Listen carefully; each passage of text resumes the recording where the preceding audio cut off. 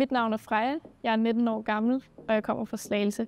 Jeg går på NEG i Audebo, Nordvestjylland, hvor jeg tager tagdækkeruddannelsen, som varer cirka 3,5 år. Jeg er så heldig, at jeg er kommet i lære hos Ringsted Tagdækning. Jeg har 2 søde svende og en rigtig god mester.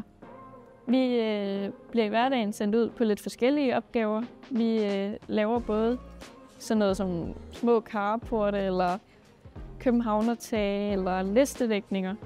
Det jeg rigtig godt kan lide ved at gå på arbejde, at det for det første foregår udenfor. Og så har jeg sådan rigtig gode kollegaer, selvom det nogle gange er lidt hårdt at være tagdækker eller generelt håndværker, kan jeg forestille mig.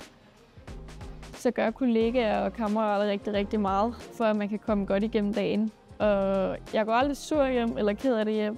Jeg har altid haft en rigtig god dag. Det er ikke nogen hemmelighed, vi mangler faglærte håndværkere. Og jeg synes, det er vigtigt, at vi lægger rigtig meget fokus på erhvervsuddannelser og håndværksmæssige fag helt ned i de mindre klasser i folkeskolen. Jeg fik aldrig nogensinde at vide, at jeg kunne blive håndværker.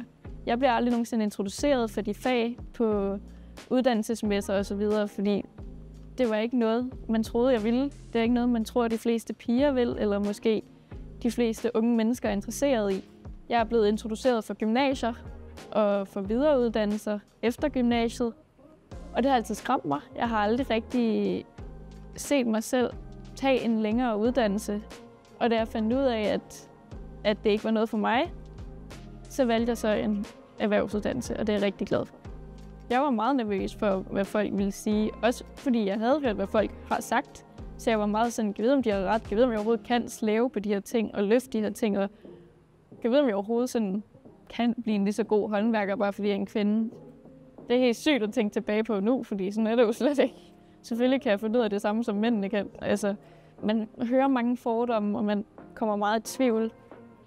Jeg tror, at det erhvervsuddannelserne har brug for at tiltrække flere unge mennesker, er måske at prøve at få det samme sammenhold for de unge mennesker, som man har på gymnasiet. Vi har gymnasiefester, arrangementer, der kan ryste folk sammen. Det har man ikke på erhvervsuddannelser. Erhvervsuddannelser er for alle. Om man er lille eller høj, om man er tyk eller tynd, eller homoseksuel, eller kvinde eller mand, så er det fuldstændig meget. Alle hører til. Der skal være plads til alle, og vi kan alle sammen de samme ting.